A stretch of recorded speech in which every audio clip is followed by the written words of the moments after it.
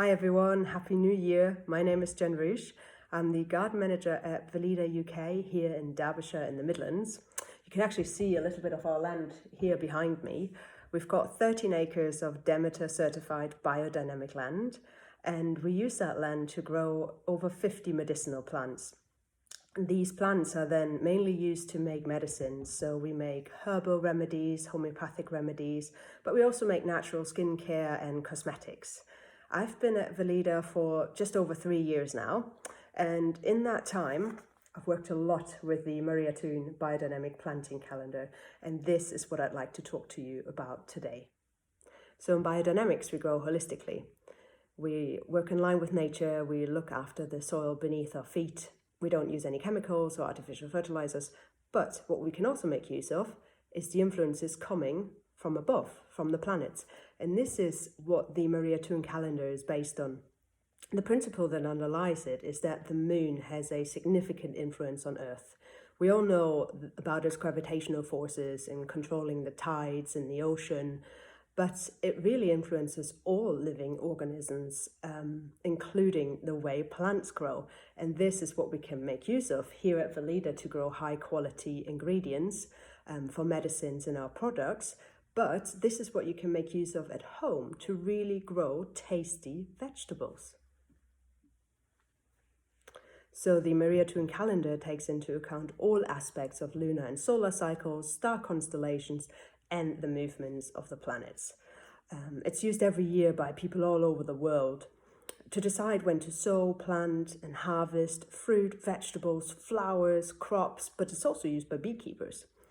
You don't need to be an astronomer to use this calendar. That's the beauty of it. It really got easy to use, simple instructions. You can dive deeper if you're interested, but it's very easy to use if you just want to get on with it and start growing great plants. Now, let's actually take a look at the calendar. We're in January, and it's organized bi-weekly, fortnightly. So you can just go through it and you'll see the same format. What you see is different colored bars, brown ones, yellow ones, green ones, red ones, grey ones.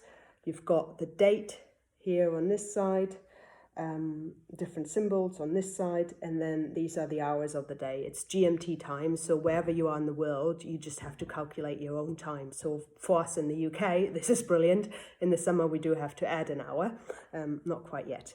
Okay, but let's look at what this actually means. So why are there all these different colored bars? Good question. Remember when I said this calendar is based on the moon's influence and its gravitational forces? So the moon passes through 12 constellations, the signs of the zodiac, in 1 month, 29.5 days to be precise. And each constellation is associated with one of the 4 classical elements. So that's earth, water, air, fire. We've heard about that. Now, each of these elements affects a different part of a plant. So earth element is associated with roots, hence you've got a bar for roots. Water is associated with leaves, so these are the green bars.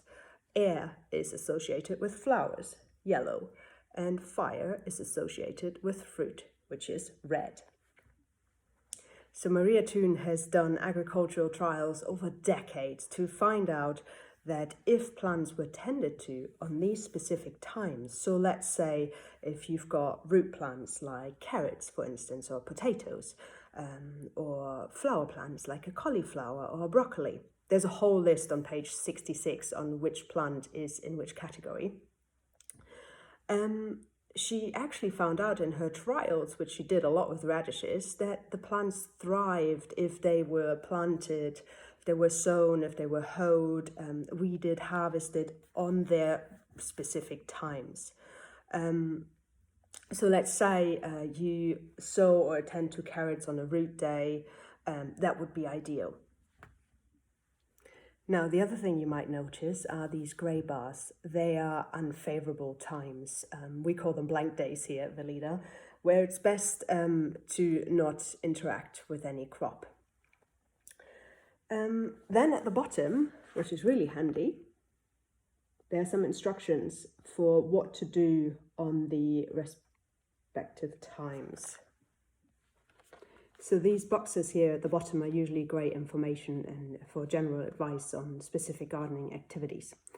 There's another thing I'd like to point out, which is this vertical bar here on the side, which says northern transplanting time and STT for southern transplanting time.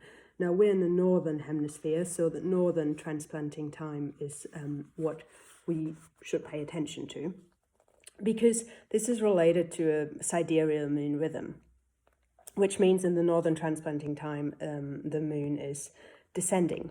Now, that just basically means that plants take root more readily and connect well with their new location. So let's say in the season when we're looking at transplanting plants from one location to another, or transplant new seedlings into the ground, ideally we do that in the northern transplanting time.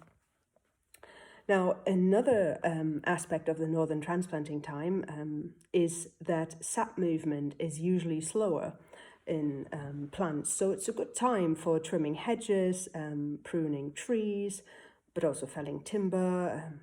Yes, and this is something that we'll be doing because we've got some apple trees on site here. So if you look at the northern transplanting time, it runs up until 10th of November, and then if you go to the second half of January, you can see that it starts again on the 23rd of January. So if you're planning on pruning plants, that would be a good time. Now, I hope this was a good introduction for this month to the Maria Thun Biodynamic Planting and Sowing Calendar. But don't worry, it's not a dogma and it's not the be-all end-all. It's an invitation to connect more with the world around us, to what's going on. And at the end of the day, we're aiming to create optimal conditions for plant growth. Some people say it's the icing on the cake, but some people say it's what matters most. In my opinion, it's really important to understand that there's always demands in farming and in gardening and growing. You've got weather conditions, soil conditions, life demands. They do come first because you have to be a good gardener or farmer or grower to grow crops. And then you can use the sowing and planting calendar in addition to grow even better crops. So don't stress about it. Try to familiarize yourself with it and get started with just one or two things and then work your way up gradually rather than overwhelming yourself. So I hope you have some fun and you get connected to the world around us and to the moon rhythms and see how maybe it affects yourself, especially on these blank days. See what happens to the plants, or even if there's any movements you can observe within yourself. Who knows? It's all part of the journey. Enjoy.